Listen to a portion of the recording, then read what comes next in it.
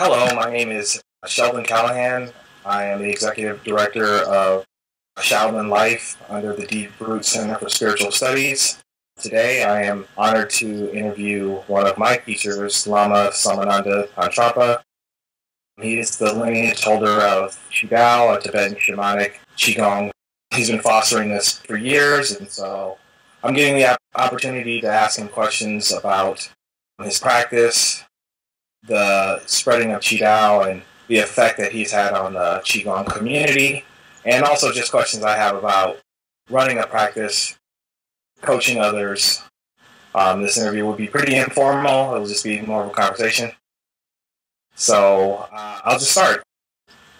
Maybe you can tell me a little bit about your background, of your lineage, where it comes from, your name, and also how you got started. Well, thank you, first of all, Sheldon, for interviewing me. It's great to be interviewed by you. I'm happy to be on my show again. And I started relatively early, at the tender age of 6. I got really excited about learning martial arts. Well, back then, in the Soviet Union, where I come from, martial arts were against the law. You couldn't study any kung fu or karate or taekwondo. The only thing that was okay was judo and a Russian wrestling system called sambo. Everything else was against the law, and you would go to jail or go to Siberia. Since my family came from Siberia, they probably wouldn't send me back. So I started inquiring with my father, with my grandfather, and of course, to my delight, I learned that my grandfather was one of the paragons of martial arts in my country. He worked for special forces, for the KGB and other governmental institutions, even trained, studied bodyguards. And after World War II, got ordered to teach KGB and the Soviet spooks. He also trained with a number of other masters of different martial arts, some of them known, some of them completely unknown, because if you work for the government, often you're not supposed to be talking about what you do. So he never really talked about what he did. But we kind of knew, tangentially at least. And I started studying with him. I also started studying with several other people eventually who were either his friends or students. And over the course of about 10 years, I got better and better at martial arts. Also started learning some other aspects of energy arts and meditation that were not emphasized in training of the government agents back in the Soviet time.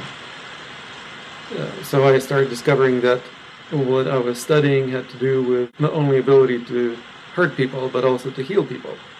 And not only does it have ability to affect other people, but also yourself. So you can use this training for personal development. And I got really interested in that.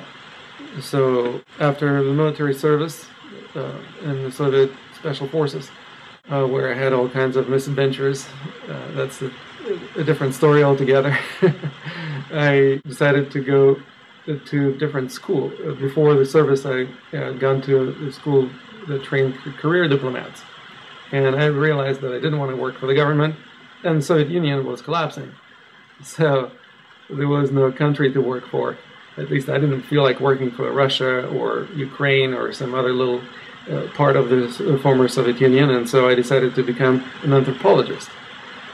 And also continued studying energy arts, martial arts, meditation, and right around that time, I got approached by 2 lamas who told me that they had spoken to my grandfather while I was in the military, and told him that they found through oracle and through divination that I was a reincarnated Lama. So now they're happy that they found me and wanted to let me know that. And I was like, okay, well, this is your deal. Well, what am I supposed to do with that? I didn't feel like quitting everything that I did. I went to school, I had my business, and didn't feel like becoming a Tibetan Lama. Well, they said, oh, you don't have to. You can just, come and visit I was like, visit where? In Tibet? He said, no, you can visit. There are temples scattered throughout Russia. Russia used to be a part of the Mongol Empire. So these were guys from Tibet? Well, one of them was Russian, one of them was Buryat from Siberia, and invited me to come and visit their temple, and I visited several others. So essentially, I went on exploring what's going on in that part of the world, because that part of the country, even though religion was heavily persecuted and many Buddhist monasteries were destroyed, still several survived. And they survived in the most inaccessible places, or they just practiced the spiritual practices kind of underground. So many of them got converted into warehouses. Some of them probably became gulags. And one of the things that also occurred was that Buddhism mixed with shamanism in Siberia very nicely, especially what we refer to as Bon, or Tibetan shamanism, which some people consider a part of Buddhist tradition. Some people consider that it's a distinct lineage that has nothing to do with Buddhism. Well, one way or the other, they've been influencing each other. Tibetan Buddhism is distinctly Tibetan as a result of interconnection with the Bon tradition. And Bon will never be the same because it's been influenced by Buddhism so much so that it became an organized form of shamanism, similar to Shinto in Japan or Taoism in China. And so, in a sense, Tibetan Buddhism was brought to Russia, and Siberia in particular, during the Mongol Empire. And since then, some parts of the country remain influenced by Tibetan traditions, including Buryatia, as I mentioned, and also Tuva in Altai region, where my family comes from, and also Kalmykia, which is the area just north of the Caspian Sea.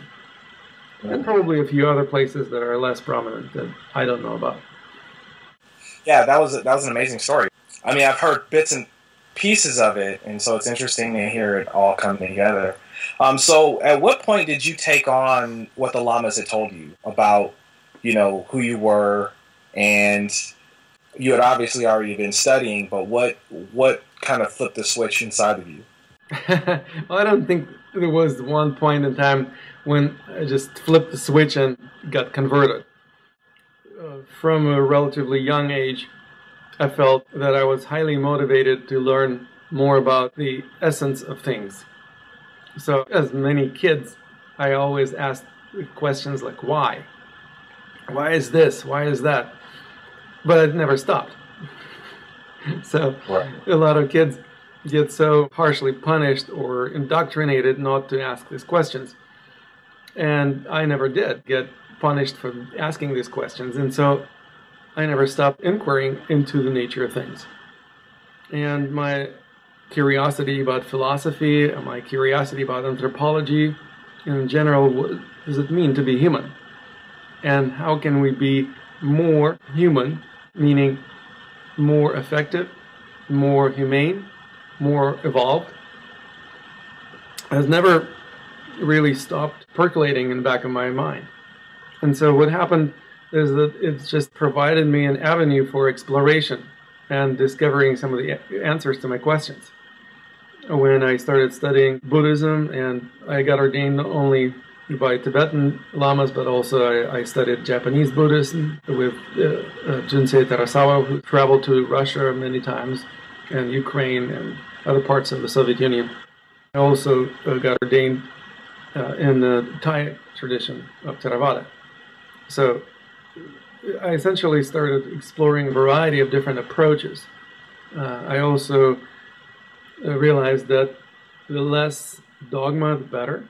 So I started inquiring into things that are less dogmatic and discovered Subud, that originates from Indonesia, that doesn't have a dogma, doesn't have a doctrine, doesn't have a particular holy book, doesn't indoctrinate its members of the organization into any way of thinking, and essentially just facilitates that they would discover the direct connection with the powers that be.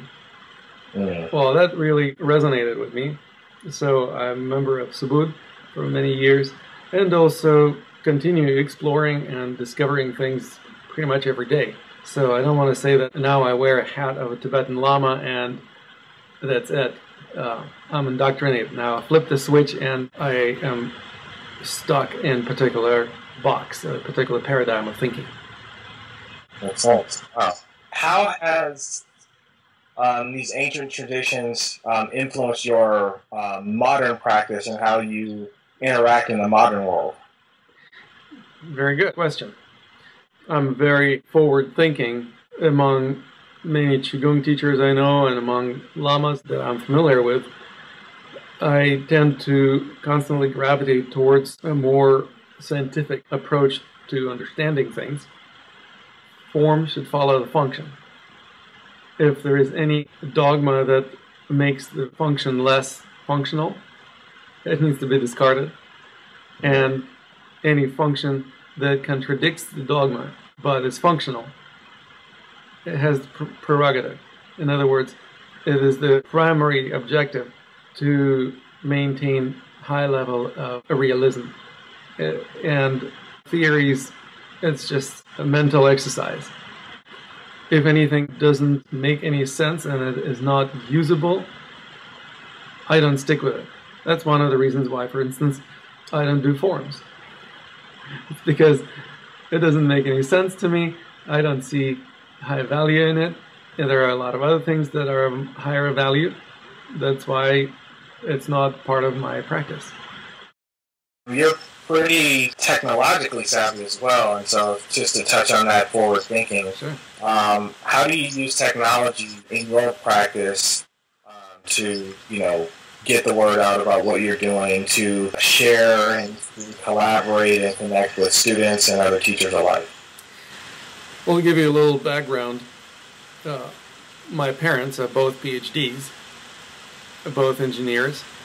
My mother was a professor at the Aerospace Academy, and my father was a director of the research laboratory working for the pharmaceutical industry. So they both kind of instilled in me curiosity about novel technologies, contemporary, and perhaps even revolutionary ways of communication, computer technology, and things like that.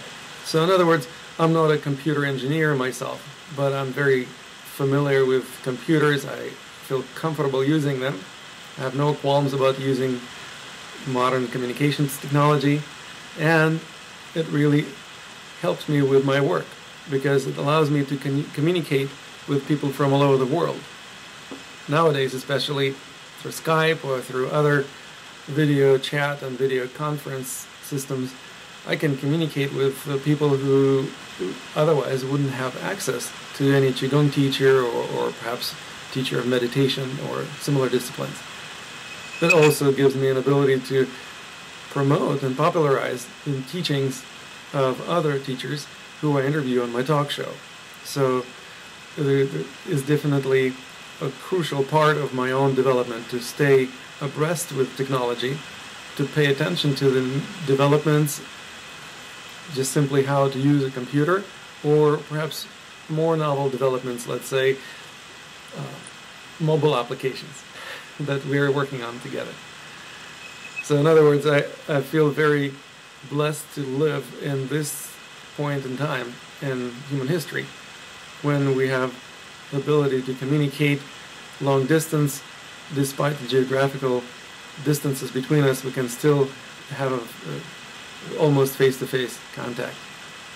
Right. And you have a lot of online students, and a lot of people do video conferencing with you. What's the ratio in life, face-to-face practice and online? Currently, I have more students and clients who I work with long distance than those that I work with face-to-face. It used to be the other way around. So 10 years ago, it was reversed. I had only few people who I communicated long distance, and majority of my students were face-to-face. Because I also traveled a great deal and lived outside the country for a couple of years, that kind of forced me to embrace the long-distance communications technology. And also developing the whole methodology of Qigong coaching helped a lot. Because Qigong coaching doesn't need to be done face-to-face. Most of the work is done through the person's own understanding and inquiry and implementation of certain ideas or insights that one gets.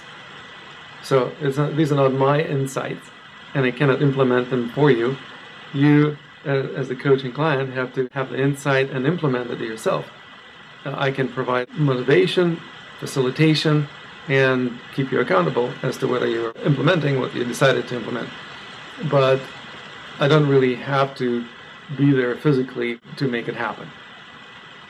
Of course, that also creates a certain limitation as to the spectrum of teachings that I can offer this way. For example, it's really hard to teach push hands long distance. Maybe you can kind of go into the difference between teaching and coaching. Certainly. Coaching is a relatively novel methodology that originally was developed for athletes. So athletes often have a trainer and a coach. The trainer is the person who tells the athlete what to do and how to do it, and makes sure that they go through a certain routine or drill and basically get trained. Teachers, in a sense, do something similar to that. They download information into the students' minds, and those of the students who can demonstrate that they've got that download really well, they're good students. Those students who can't do that, well, they're supposedly not so good. The coach, on the other hand, doesn't download information into the students' minds. The business of coaching is mostly about inviting the person to explore and discover for themselves what they really resonate with, what they really want to align with, what meets their values. So the values obviously are things that also can be taught, but the coach doesn't instill the values into the coaching client or student. The coach invites the student to discover or reveal what his or her values are, and then start checking as to what would be the way to support these values the best. What would be the course of action that would allow you to achieve that which you value the most? In other words, if you have a dream, how are you going to manifest it? Well, it needs a certain plan of action. Well, the coach is the person who helps you develop that plan of action and then keeps you accountable as to whether you're implementing it, whether you're on the right track and moving in the right direction. Makes sense. And what advice would you give someone like myself who has a practice, runs an organization, is looking to do more distance learning? What kind of advice would you give someone like that starting out into the online distance learning? So these are all wonderful aspirations that you have. Let me ask you, what informs your aspirations? In other words, what are the values that motivate you to start offering what you have to offer online? Well, I have a lot of people that want to start experiencing some of the work that I've been doing. That always say, oh yeah, I'd love to do it, but I'm in such and such state or such and such country. I've always thought about, okay, well, I could teach you, and sometimes I'll get together with them on Skype and do sessions or whatever. They always go really well. I just never took it on as a full practice of mine because I have more people locally. Organizing something like that is something that's been interest to me, and I've watched you do it. I've studied from you, so I've been doing most of that online, except when we do our sessions when we're in person. I think the format is successful, so I'm just curious your insights of even getting started with that. If you are motivated by expanding the reach so that you would be able to work with more people, and perhaps also expanding your market territory, so to speak. I mean, Mm-hmm. I'm talking about business terminology here. Right. If you're only relying on your local market, well, there are only so many people that you can reach out locally who would be willing to travel to see you at your locale. If you have access to the internet, it changes everything. But the motivation that really matters here, also whether or not you want to make it into a business. In other words, do you want to make money doing that, or you are just trying to continue offering the service as a nonprofit organization? Yeah. I mean, even the stuff that we do as a nonprofit, the courses do go to benefit the nonprofit, and so I'm really a volunteer. But of course, the stuff that I would do would have to, at some point, benefit the nonprofit. Though we do a lot of community-based stuff that is, free of cost, and that's how we are able to do that, is by the courses that we offer, and then we can do more community work, which a lot of stuff like I've done with Maryland, with pushing for peace and etc. Right. Well, this is wonderful. It's a very noble approach. I organized and ran a nonprofit organization for many years myself. Actually, several, and also was on board of directors of several organizations, including National Qigong Association. And I realized eventually is that I have to learn how to make living doing what I enjoy doing. Yeah. In other words, I don't have a day job that pays the bills. My work in the Qigong arena is what really supports me. And if it doesn't support me, well, then I have to rely on somebody else I could fall back onto.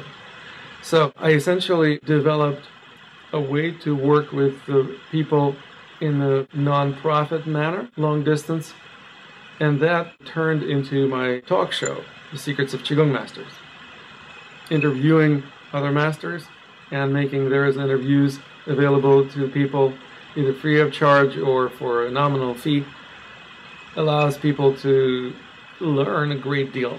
And then if they want more and they're ready to take a step and make a greater commitment, then they will also need to make commitment of their own time as well as their own resources. For example, one of the things that I really find important for Qigong practitioners is to learn how to be effective entrepreneurs. And what that means is that we need to let go of the assumption that everything needs to be done on a non-profit basis. Mm-hmm. Because we have our own bills to pay, we have our own dreams that we would like to manifest. For example, I have a dream of buying and running a retreat center. Well, I don't have the funds right now to do that. And most Qigong teachers I know wouldn't be able to afford that either. Now, why is that so? Because most of them don't know how to make a living doing what they love doing most, even though what they offer to people is a very high value and people would be willing to pay for that because they recognize the value that they receive. So it's just a matter of asking. It's often a matter of being confident enough in the value that you're providing and then asking for reciprocity. I know that what I offer to people is of such high value that it's much higher than the value of the amount of money that they will pull out of their wallet and give to me for that. If this is the kind of exchange that I make very clear with people I work with, they're happy to exchange a little bit of money for the value of a lot of energy, education, and training and coaching. Of course, some people don't value this type of education, so they either need to be educated so that they would start valuing, or they're just not going to value it no matter what. Right. So you can't really force people to appreciate your work. You can only reveal what you do and let people decide whether or not this is for them. It's a challenge to feel confident enough to even reveal what you do, because some people are afraid of showing, or they think that they're going to be considered show off, or they will be viewed as, tooting their own horn. In Eastern cultures, often people are discouraged from self-promoting. They value modesty and maybe even self-deprecation. It helps in most cases, but in terms of being able to successfully operate a business and be as successful as a teacher as one aspires to be, that doesn't work. You have to let go of some of the cultural tendencies like that, and also let go of the cultural assumption that what you are offering, people don't have to pay for. It's a terrible assumption to make because it devalues our work. Right. One of the reasons why I integrated coaching and Qigong into the profession of Qigong coaching is also because coaches, by and large, charge a reasonable amount of fee. A coaching session can be anywhere from $100 to $500. Nobody's going to coach you for less. Self-respecting coaches don't even offer a session on a one-off basis. They offer coaching programs, which is really great because it means I'm not just saying, hey, come and try this, maybe you'll like it, maybe you won't. We actually say, look, I understand that you have certain dreams, you have certain big goals in your life. I would like to support you in manifesting your dreams.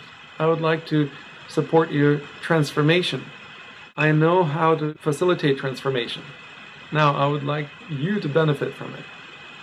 Now, this is not going to be cheap, but was it worth to you? Now, when we have this conversation, people really start looking into their values, which is exactly what coaching is supposed to do.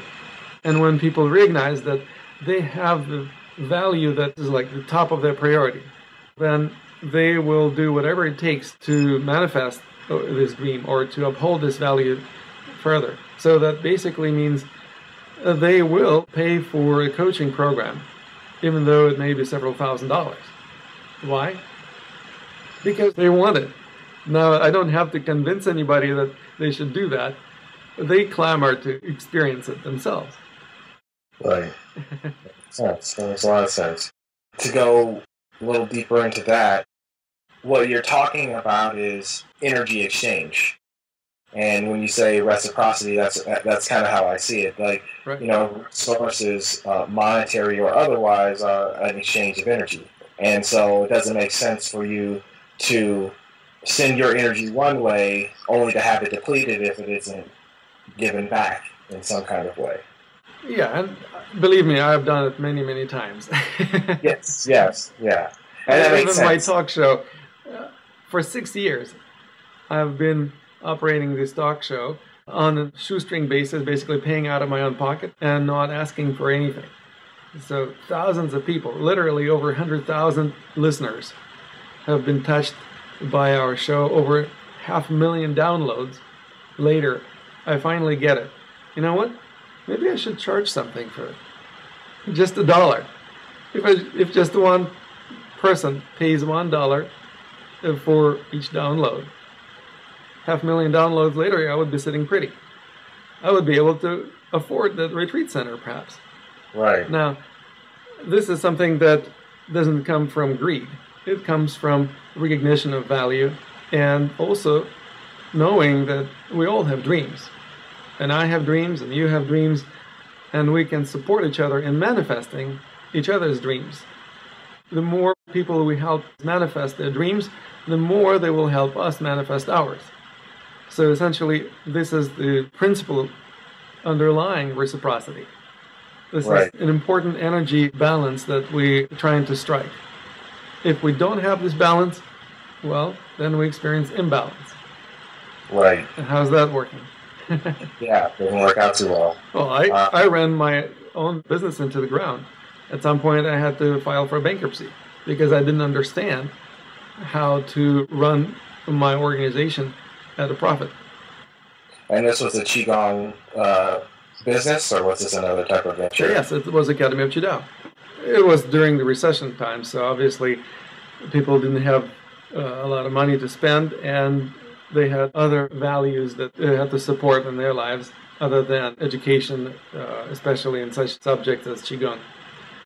Yeah, and that when it comes down to values, value systems, I've had various times in my practice and as a teacher, where it's been kind of feast or famine to a certain degree, and it always comes down to values. Of course, I have a high value on what I do, and the large amounts of money that I've spent to learn it, and lots of time and pain that I've spent to go through this. So when I'm sharing that, I understand that. And even though I still do it as a volunteer, more for the dream of the organization myself. But the values of the people that are coming to it determine how long they'll stay or if they'll stay at all. Exactly. And you talked about either people will leave or they'll have the opportunity to have their values evaluated and maybe educated on what's valuable, or people already know what their values are and they're willing to have that exchange. You've had this experience, and you can maybe speak on how did you bounce back from these competing values, especially considering times of economic downturn, when the value becomes, I just got to eat and have a place over my head, and this other stuff doesn't matter as much to me. Well, simple. Reevaluate the values. If something is not working in your life, often it is because there is some conflict of interests between your values. Often people experience that the energy is either scattered or pulling them in different directions. And they either cannot make up their minds, or they constantly feel hesitation, or they feel guilt, or some other things that basically reveal that they have conflicting values. What that means is that they never really assessed what their values are. Most of our values are not what we decided to uphold. We didn't build our belief system deliberately. Most likely, it's an accumulation of our encounters with other people, often as children. Often we've adopted the belief system of our parents or teachers or other authority figures, and perhaps also been influenced by other aspects of our social upbringing and education, or perhaps influenced by media. Nowadays, media is so all-pervasive that it influences people's values quite a bit. So we essentially need to evaluate our values and see which of them really make sense to keep, and which of them perhaps need to be demoted somewhere to the bottom of the list of the values, or discarded altogether. And so this is one of those things that most people never do in their lives. They never reevaluate their values. Well, this is something that you have to do at some point if you want to experience any degree of success in your life. Often it's referred to as a midlife crisis, but it doesn't have to turn into a crisis. It can be done deliberately, consciously, and also with an assistance of another person, such as coach, who knows how to evaluate the value, and knows how to assess which of the values are of higher and which of the values are of lower priority. And then you literally create your new list of values that you consciously outline for yourself. Then, if something is conflicting, you just check which of the values is higher. And if you uphold the higher value and you perhaps don't worry too much about the lower values, you are going to be in alignment with your value system. Right. If you pursue the value that is a lower priority on your list of values and perhaps forsake some of the higher values, what's going to happen? You're not going to be very happy because your higher values are still unsatisfied. So this simple and very straightforward approach transforms people's understanding of what to do with themselves and their lives. So it seems to come down to a lot of the things that we talk about in the course. I mean, we talk about physical alignments and how one little thing outside of physical alignment will throw everything off. This lines up in alignment exactly with what you're talking about on the physical state, but with conflicts of interest, with conflicting ideas. And I could see as we're talking, I can see those places where I'm evaluating my values, and I'm like, yeah, that's kind of not in alignment. So that's actually something that I'm actually actively thinking about right now, personally, is, okay, these are the things I value, these are the things that I want. How do I line everything up in order to achieve that? How do I consolidate my energy from being out too far from myself, out away from my center, and kind of bringing things back to that so that I can actually execute these ideas, goals, and dreams? Fantastic. Yeah, this is a really remarkable process. And as you're about to engage in our apprenticeship, you will be learning how to not only do it for yourself, but also how to facilitate this process in other people. So this is really a great conversation to have. And also, you probably know already how to assess your own values, because just right now you started doing that and you seem to be relatively successful in identifying one value or another, how much it is in alignment with your true essence. So this is something that boils down to the most profound and at the same time most overlooked aspects of energy arts.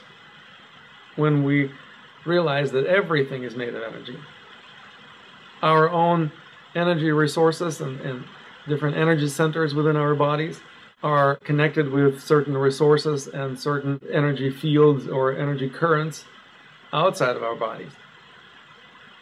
If we want to experience what I call being in the flow, we simply need to align our own energy with the energy of the world around us in a way that there is certain congruence, or there is certain concord. When our energies are in concord, we experience inner peace and also abundance or prosperity in our life. What happens is that we discover that we no longer are wasting our energies, we're no longer hesitating or going back and forth with our choice making. We make choices in the most intelligent and the most energetically awake, aware manner.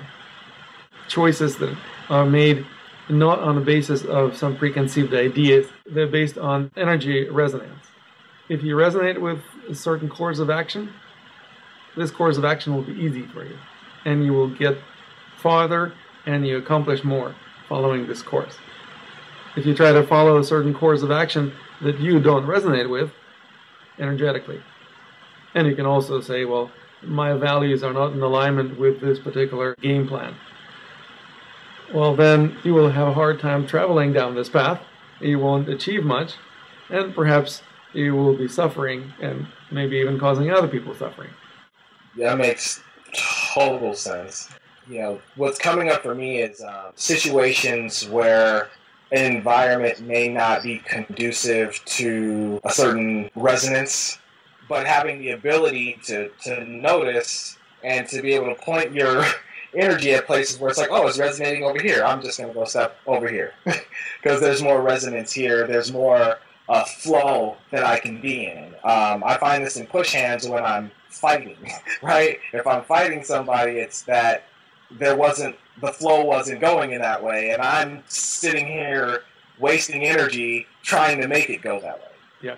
I see that metaphorically acting in what you're talking about, and how it could be used not just necessarily in combative pugilism, but in life situations. Absolutely. I don't even like separating life from practice. Right. Because essentially, if we realize that we are still alive when we're practicing, then we learn how to integrate the practice in life. We bring life into our practice. Otherwise, without it, it will be a dead practice. And we also bring practice into our life, infusing our life with the awareness that we develop through practice, and also walking each and every step along the way, following certain culture of movement, as they call it. So basically, you're embodying the principles and the values that you uphold dearly. You really are congruent with yourself. You also communicate with other people with total confidence and clarity. One of the major reasons why people have a hard time being successful, not only as Qigong teachers, but as any professionals, is that they have one or two lacking values. One is clarity of purpose and clarity of communication. If we don't have a clarity of communication, usually it reveals a lack of clarity of purpose. If we communicate in a really convoluted or nonsensical manner, usually means that there is some lack of clarity in our own minds. And at the same time, there is another thing called confidence. If we really recognize the values that we pursue, that we have to offer to others, that we perhaps discover through our practice or help other people discover, we know very confidently that this, what we do, is a very high value. Nobody needs to prove it to us. We don't have to convince anybody in it. And at the same time, if somebody doesn't see the value, doesn't derail us, it doesn't bother us, okay, well, this is not for you. Apparently, there are people who resonate with my values, and there are people who don't. What I have to offer may not be for everyone, but it's for those people who have similar values. And then with the clarity of communication, I can communicate my values clearly. And those people who say, oh, wow, this is why I practice my arts. I resonate with this value. This guy's right on. How can I stay in touch with him? How can I work with him? How can I learn more from him? So that creates a situation where people start seeking you out. Essentially, this is one of the reasons why I created my talk show. I wanted not only to reveal to the listeners what other teachers have to say, I also once in a while appear as a guest on my own show, such as right now. This gives me an opportunity to share my approach and my values, and those people who listen, watch, and resonate, they contact me and say, hey, I really like that. How can I engage in learning more? Or can you coach me? Or I would like to become more like you. Okay, well, I know how to be me. And I can walk anybody through the process of discovering how to be more in alignment with your own values. That makes sense. Okay. Let me ask you, Sheldon, what's your takeaway from our dialogue? I think the idea of being in alignment with yourself and your values, being clear on what you value, I think is important. And I see how that can be used in my practice. I see how that can be used as a professional in my workplace. I can just see it being used over and over and over again in pretty much everything that I do. And I think the idea of reevaluating that periodically, okay, as a practice is important too, because sometimes those things shift, or sometimes I just need to understand, like, what's the higher priority of my values. Maybe I have 3 values, but this one trumps the other 2. That's something I never really considered as far as priority of value. Those are different things that I want to evaluate. I think a lot of the stuff that I take away from this is more on the personal nature than I could see for other people. I'm sure that they're going to derive their own conclusions, but for me, there's some specific things that are resonating right now, and those are the top. I usually ask my guests my favorite question, which is the namesake of my show. What's the secret? What's the secret that allows you to be successful or prolific or profound as a teacher or as an author or as a Qigong master? What would you say your secret is? And you're welcome to ask me the same question afterwards as well. Yeah, I think standing in my truth and having the confidence in that. There was times where I didn't necessarily have the trust, but now I recognize the value of that trust and belief within myself that's ever present. And so now I operate on it more. And the more I operate on that, the more things are in the flow. When I'm in doubt, when I second guess, that's when I always have the turbulence that I don't enjoy. I would say if there was any secret, it would be that. And it's just a challenge still, even knowing that, to remain on that path and continue along that way. Very cool. Well, it sounds very similar to what I would say. So I guess we're in alignment. I would definitely say that my secret is also trusting the flow of things in the universe, the Tao. Yeah. If you realize that Tao knows exactly where to flow, and everything in the universe flows the way that it needs to, you just simply need to get out of your own way, or stop struggling against the flow. Right. And I always use analogy of nightmare. This is how we create nightmare in our dreams at night. Start fighting against the flow of the dreaming. It literally transforms into a nightmare. Well, this is how many people live their daily lives. They struggle against the flow of this dream called daily life, and thereby create a nightmare. And this is something that requires a certain degree of trust to stop struggling and start accepting things so that you can go with the flow of things. Because if you don't think that the flow of things is going in the right direction, well, of course, you will have a hard time surrendering to it. But if you recognize that energy always flows where the laws of nature guide it, then you stop fighting against it. Because fighting against the laws of nature is really hard. I've never seen anyone win. Yeah. Yeah, I agree. Once again, thanks. And namaste. We'll do this again.